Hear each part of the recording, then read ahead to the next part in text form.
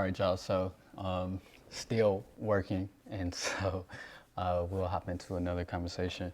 We'll probably focus in more so on the relationships because this is actually one of the conversations that I wanted to have in this December timeframe. I was gonna kind of highlight through some notes that I have on singleness. You can actually still watch something I did some years ago for my friend Ebony in a Millennials Give Light conference that she had in 2020, maybe. It's still on YouTube. And so when it comes to, dating relationships and all of that, right? Some of y'all are like, you're single, what do you know? Right. But I think the perspective that I have is one of someone, of a man that is very intentional when it comes to that area. Like, I think I said it in the other one, I don't know. But I don't play date or am interested in just dating just to date someone or to have someone to go out to eat with or whatever, right? Nothing against anyone that does, but that's just not who I am. And so, point is that when you in this space, I think it's important to understand like what it is that you want, who you are. In my personal opinion, as a man, is it's especially important that you know where God is taking you. As a man, I don't want to limit it to that, but if we're going to have this conversation of a man is the leader of the home, the priest of the home, right? And where are you taking someone that you're entertaining or the woman that you hope to be with? Understanding who God has called you to be is so important, right? Because it eliminates frustration that may come. And this is not to say or suggest that you have to have everything figured out. You have to know, like, yep, this is where I'm going. These are the steps. But as much as you can have a sense, have an idea, I think it's important not just for that person that you choose to entertain, to date, to enter a relationship with, but it's important because I know what to look for now. I know, like I can honestly say, and this is no offense to anyone that I've entertained or whatever, it was what it was, it is what it is. But I know now, based on where God has called me, where I am, that certain people that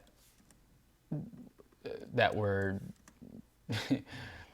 attractive to me at the time would no longer be because of where I've grown, where I've changed, where I've matured, right? Where I've recognized God calling me. And so that becomes critical to where, to who I entertain, to what I look for, right? And because I didn't have a faulty, a fuller sense, if you will, if I didn't have a fuller sense of that, then I would find myself, um, frustrated now because they're not equipped to go where God has called me, right? And I think that's the difficulty, that's the struggle of relationships, right? And it'll still happen as you grow, as you mature within a relationship. It's still it's still important that you recognize that there's still going to be some growth. There's still going to be some maturing that occurs within the relationship, and you're going to have to deal with that and navigate that and ask for the grace of God and how to deal with that, how to handle the curves of life, the challenges of life, the nuances of life. But I think so many of us we're so caught up on who people are today, uh, and we think that the person that I say, like, my uncle said something to me one time. We were talking, we were chatting, and he was like, uh, people are upset, people are frustrated because, the person was in a relationship or was dating. It's not the person I'm marrying now, all this kind of stuff, right? But it's about recognizing that change is going to happen. The moment you say I do, there is a change. There's a shift, because I went from the girlfriend to the fiance to the wife, right? Or fiance to from boyfriend to fiance to husband, and so there's a shift that takes place subconsciously, to where the role has shifted. I am now the husband. I am now the wife, right? And so there's a psychological shift that takes place, and so there is change that is going to occur. And so another thing that I want to hone in on in terms of relationships is in the marriage vows, in vows as traditionally would be said, right? For better or worse, for richer or poor, in sickness and in health, right? In terms of those traditional vows that are commonplace within the Christian tradition, within, in terms of marriage, we really have to take a step back and look at those from, not saying that we change them, that's not what I'm suggesting, but I'm saying that we really have to look, and that vow, that covenant, that agreement that you're making, you really have to take note of that, because even when you take a look at that, right, when you think about what is said there, that means the person that I'm in relationship with, the person that I say I do to, it's can you imagine, like, if the worst of the worst were to happen, if this person could no longer walk, if this person could no longer talk, if this person could never, not even take care of themselves, I'm still saying I do to you. I'm saying for better or worse. That's what I'm saying when I enter into this agreement, when I enter and I state those marriage vows. And so that changes the way that I look at, like, yeah, they're fine, they're this, they're that. But even if all of that went away, even if that changed, this is who God has called, what God has joined, let no man separate. And so we really have to take inventory of that. And one thing that I like to suggest in terms of dating, and a cognitive shift that I had for myself even, is like, if this person were to raise my children, if this person were, like, would I want this person to, would I want a daughter like them? Would I want my son to be influenced by this woman? And really thinking about how you carry yourself as women, as men, all of that is important. Do you even carry yourself like a wife? Do you even carry yourself? Are you fit for the calling that's on my life? Are you fit? Am I fit for yours? Right? Because it's not just about me. Am I fit to handle where she's going, where God is called? And I think there is something to be said about certain people being able to pull certain stuff out of you. I think when you're connected with the right people, there are some things that you didn't even recognize, and that's the importance of finding that person, because the Bible says that when He makes Eve for Adam, He says, let's make a helpmate suitable for him. And so it's not just about the shortcomings that you have and being complimentary. That is a piece of that. And I know that's what a lot of Christian relationship advice is now, is focusing on the compliments, right? And knowing your strengths, knowing your weaknesses, and all that stuff.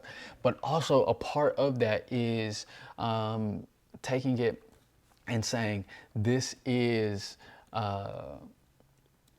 this person sees something inside of me and is able to pull a new level out of what I am doing, what God has placed inside of me. They're able to take the vision to another level. They're able to take this thing, right? This the leadership to another level. They're able to take my nurturing to another level. They they're able to do that. They're able to pull that out of me. They're able for me to become all that God has called me to be. This person is able to push me towards that, right?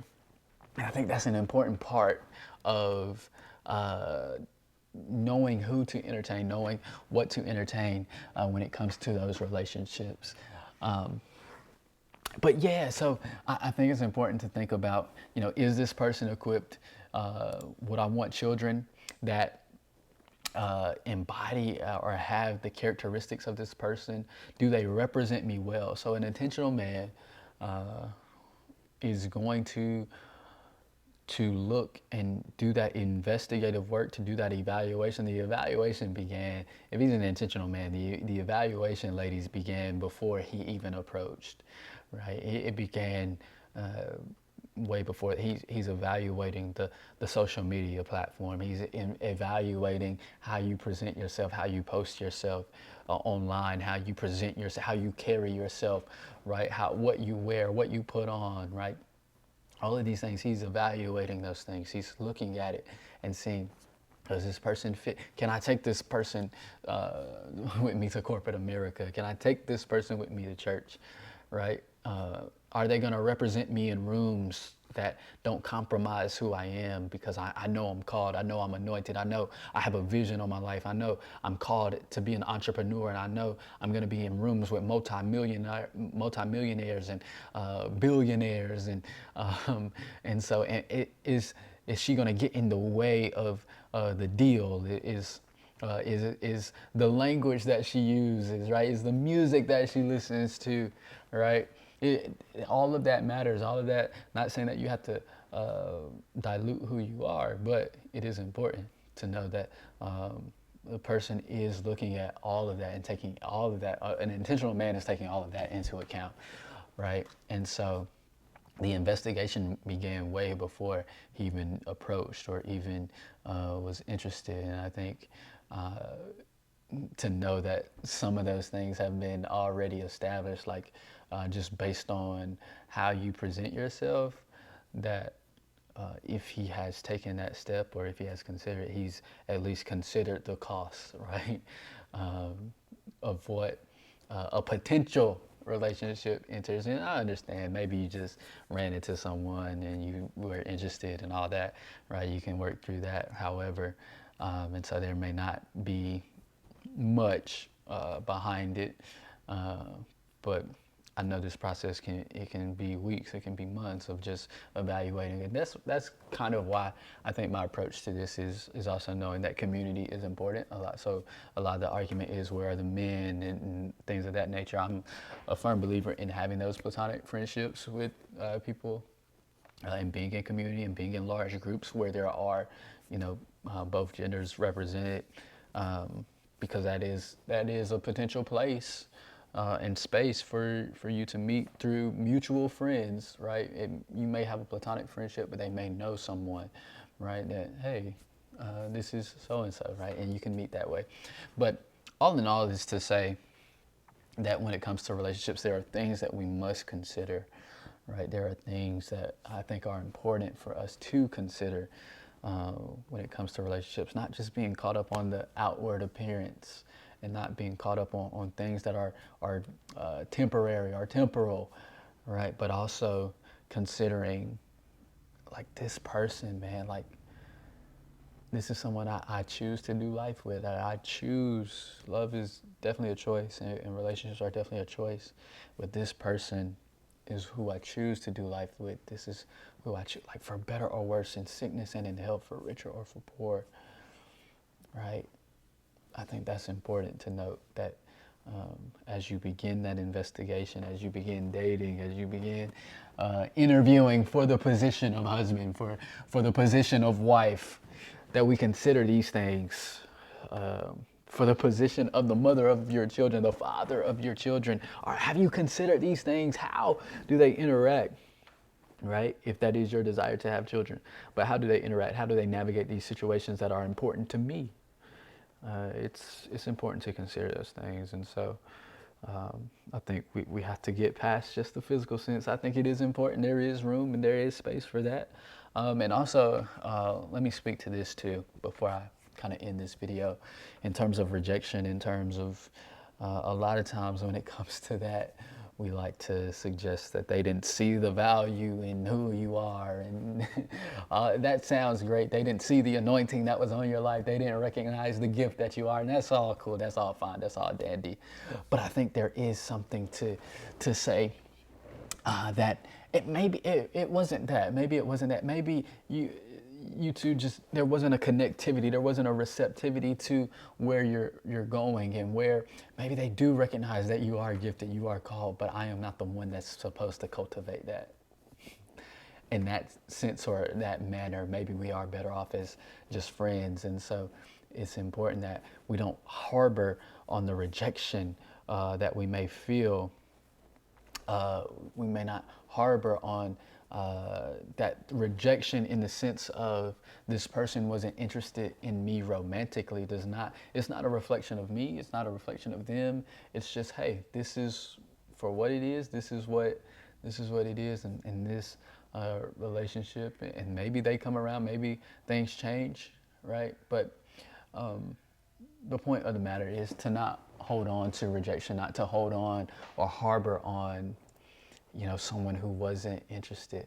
There's a lot of factors that could also go into that, just place and space in life, and maybe they've just exited a relationship and it's not the best time for them to enter into a new one, or there's so many different factors that we have to take into account. And so, yeah, I hope this was kind of helpful in terms of relationships, in terms of just navigating that space, man, because I know it's difficult. I know it's hard. You can get lonely, all the stuff, right? All the feels, right? You see all your friends getting married, you see all your peers getting married, and you're like, where's mine? God, where you at? And it's real. So, yeah, let me know if y'all like these styles of just conversational based. Y'all probably have to send me some questions though, or send me some topics to talk about, because I can't just some of this stuff, it comes out naturally in conversation. And so I'm just reflecting on some of the conversations that I've had.